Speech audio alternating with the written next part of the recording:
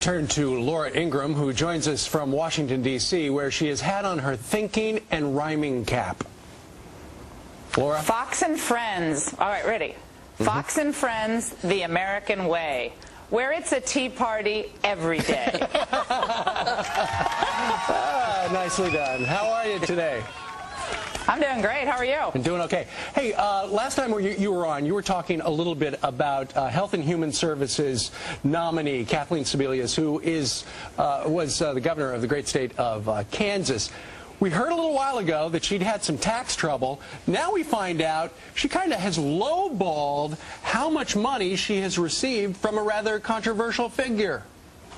Dr. George Tiller, who is one of the few doctors in the United States who performs the Hitlerian procedure known as partial birth abortion in pro-life quarters. And George Tiller has donated money over the years to Kathleen Sebelius. And what she did on her official forms is underestimate by, I think, almost 2/3 the amount of money that Tiller gave her. Now, this is the second time, as you pointed out, she's had to amend the official record in her nomination process. I mean, apparently the Obama administration is having an enormously difficult time finding nominees who've actually paid their taxes. And now, with Sebelius, why can't we get the number right on how much money this doctor gave her? And the question is, you know, what did he see in her? What did Dr. Tiller see in Kathleen Sebelius that was worth all this money? And remember, John Kyle, the senator, asked her specifically at her hearing, can you describe your relationship with Dr. Tiller? And she said,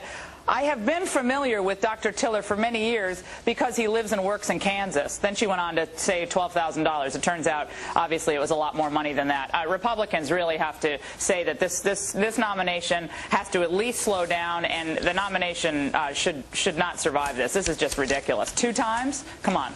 Well, the interesting thing is that $12,450 of contributions happened over a pretty long period of time initially, 1994 to 2001. That's what she exposed, but what she didn't expose, Laura, was way more money in just 2 years. Between 2000 and 2002, apparently Tiller gave her $23,000.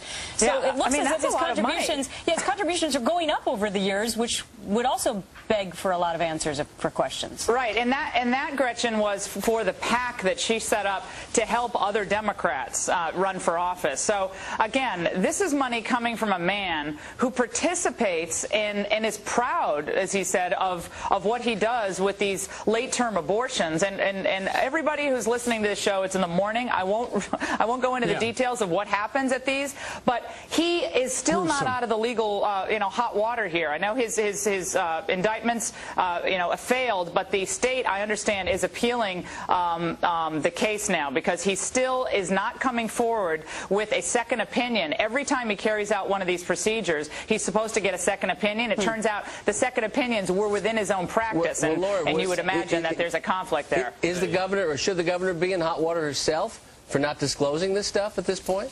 Well, yeah, again, this is someone who is going to refashion and remake our health care, one of the most important sectors of our economy. And she both doesn't pay her taxes, and she is funded to the hilt by one of the most controversial figures in the United States in this arena, period. Sure. Now, what is going on here? And again, Republicans have fallen down on this. Pat Roberts of Kansas and Sam Brownback of Kansas, I understand, are going to vote for her. That is an abomination. I don't know what's gotten into their heads, but this is politics as usual in Washington, and as usual, the people get the short end of the stick. I don't like it. Well, we'll find out if anything does change, because that is extraordinary. All right.